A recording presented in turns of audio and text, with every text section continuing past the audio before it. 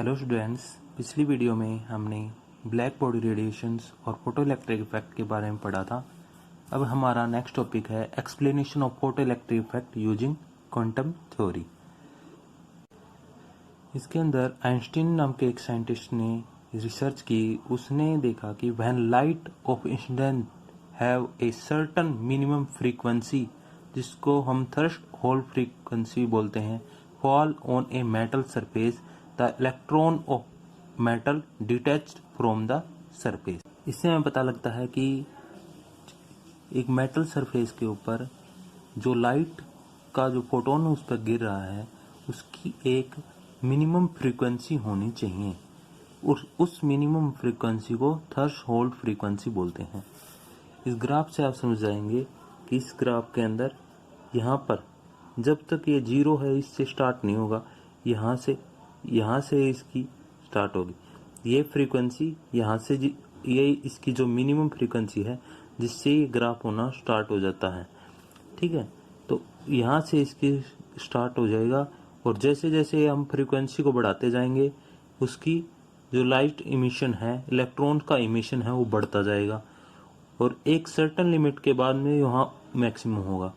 उसके बाद जैसे जैसे हम वेवलेंथ को बढ़ाते जाएंगे उसकी जो इलेक्ट्रॉन्स की निकलने की का इमिशन है वो कम होता जाएगा, लेकिन ख़त्म नहीं होगा, बिल्कुल जीरो नहीं होगा। इमिशन होता रहेगा लेकिन उसके अंदर थोड़ी ही कमी आती जाएगी एक फ्रीक्वेंसी के ऊपर। और एक यहाँ इस जगह पर फ्रीक्वेंसी और वेवलेंथ का एक ऐसा होता है जहाँ पर वो सबसे ज़्यादा इलेक्ट्रॉन्स का इमिशन होता है। उससे इधर जाएंगे तो भी कम हो जाएगा और इधर जाएंगे तो भी कम होता जाएगा। तो इससे हमें एक एक्सप्रेशन मिलता है जो क्वांटम थ्योरी हमें देती है कि एनर्जी ऑफ स्ट्राइकिंग फोटोन, जो स्ट्राइक करता है, लाइट का फोटोन है जो स्ट्राइक करता है, तो फोटो इलेक्ट्रिक इफेक्ट को प्रोड्यूस करता है, उसकी एनर्जी किसके बराबर होगी? उसकी एनर्जी होगी बाइंडिंग एनर्जी या थ्रेशोल्ड एनर्जी बोल सकते हैं कि वो एनर्जी जो उस इलेक्ट्रॉन को अपने अंदर मेटल के अंदर जकड़े रखती है। अब और वो एनर्जी तो चाहिए ही चाहिए जो उसको जकड़े रखे उससे दूर करने के लिए। और अगर उससे ज्यादा है फोटोन की एनर्जी तो वो क्या होगी? वो काइनेटिक एनर्जी में चेंज हो जाएगी ऑफ इजेक्टेड इलेक्ट्रॉन। तो मतलब जितनी ज्यादा फोटोन की एनर्जी ज्यादा होगी बाइंडिंग एनर्जी से, उतनी ही काइनेटिक एनर्जी उसकी इलेक्ट्रॉन की ज्यादा होगी, उतनी ही वेलोसिटी से वो इलेक्ट्रॉन वहां से निकलेगा। आगे पढ़ते हैं तो इसमें हम energy of striking photon is h nu और threshold energy is h new nought. तो इस एच हम पहले पढ़ चुके हैं, इसमें एच हो गया प्लैंक्स कांस्टेंट, न्यू हो गया फ्रीक्वेंसी ऑफ इंसिडेंट लाइट और न्यू नॉट होगी फ्रीक्वेंसी ऑफ थ्रेशोल्ड। जो फ्रीक्वेंसी हमें चाहिए उसको निकालने के लिए वो न्यू नॉट हो गई। तो काइनेटिक एनर्जी किसकी होगी? जो इलेक्ट्रॉन वहां से निकल रहा है, जो इजेक्ट इलेक्ट्रॉन हो रहा है उसकी।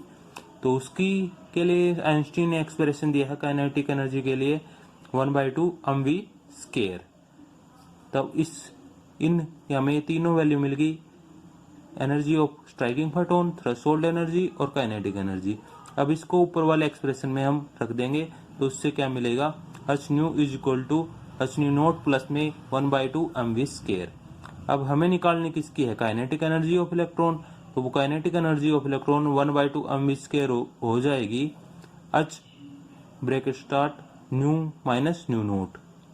ऊपर वाले एक्सप्रेशन से हमें कुछ बातों का पता लगता है कि अगर न्यू की जो वैल्यू है वो कम होगी न्यू नॉट से, मतलब थ्रेशोल्ड फ्रीक्वेंसी से जो आने वाली लाइट की फ्रीक्वेंसी कम होगी, then no electron will be ejected and no matter how high the intensity is.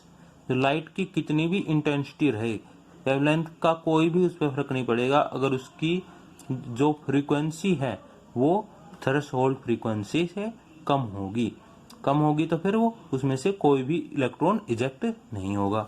Second point क्या है? If new not is greater than nu is greater than nu naught, then the excess energy is imported to ejected electron. इसका मतलब क्या हुआ कि अगर ये ज्यादा है न्यू नोट से, तो जितनी भी ज्यादा है उसके अंदर ज्यादा एनर्जी होगी, वो उसके इजेक्टेड इलेक्ट्रॉन के अंदर काइनेटिक एनर्जी के रूप में बदल जाएगी। इससे उसकी इलेक्ट्रॉन की स्पीड है ज्यादा होगी। एज द फिर थर्ड है ये, as the intensity increase more electron will be ejected but their kinetic energy does not change. Intensity का अब क्या फर्क पड़ता है कि अगर इंटेंसिटी ज्यादा होगी, इंटेंसिटी क्या होती है? लाइट की चमक। इंटेंसिटी क्या होगी इसमें? लाइट की चमक। जैसे आप टीवी देखते हो तो उसमें आप उसका कंट्रास्ट कम या ज्यादा कर सकते हो ना। उसमें एक बार तो उसमें बहुत ज्यादा चमक होती है, आंखों को चुभने लग जाता है, फिर हम उसको कम कर देते हैं तो फिर वो नॉर्मल हो जाता है, तो वो उसकी इंटेंसिटी होगी। तो इंटेंसिटी का क्या फर्क पड़ता है कि इंटेंसिटी है वो इजेक्टेड इलेक्ट्रॉन्स को की संख्या पर को बढ़ाती है।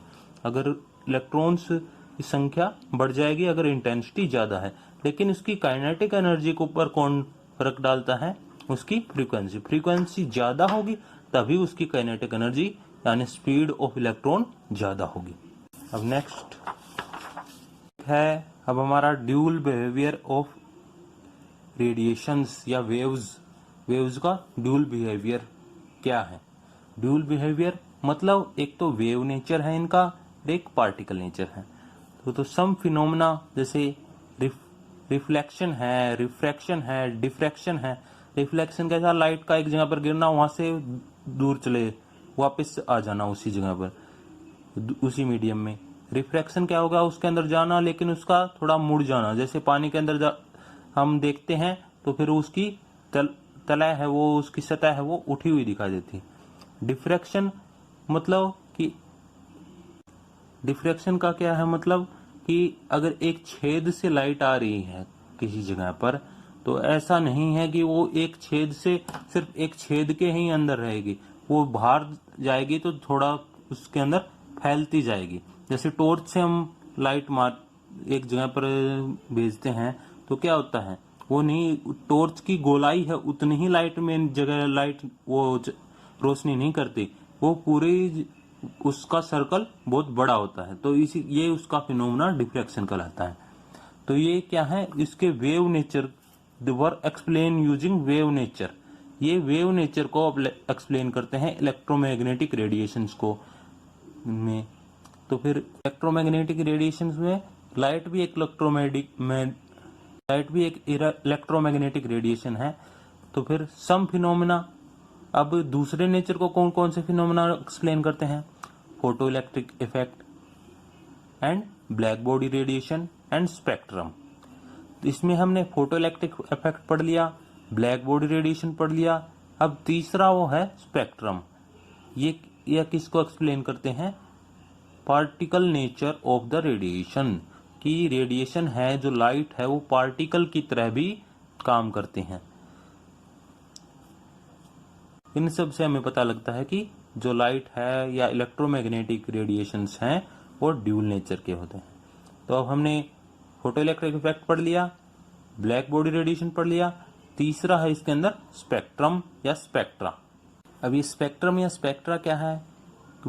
जब हम किसी लाइट को प्रिज्म से गुजारते हैं तो क्या होता है कि वो 7 रंगों में बिखर जाती है, अलग अलग रंगों में बट जाती हैं।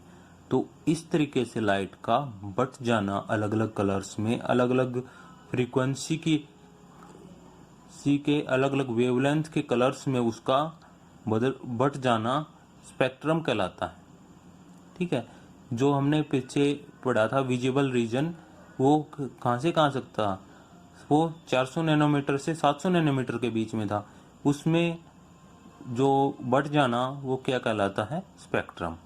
अब स्पेक्ट्रा या स्पेक्ट्रम 2 टाइप का होता है, कंटिन्यूअस स्पेक्ट्रम और लाइन स्पेक्ट्रम।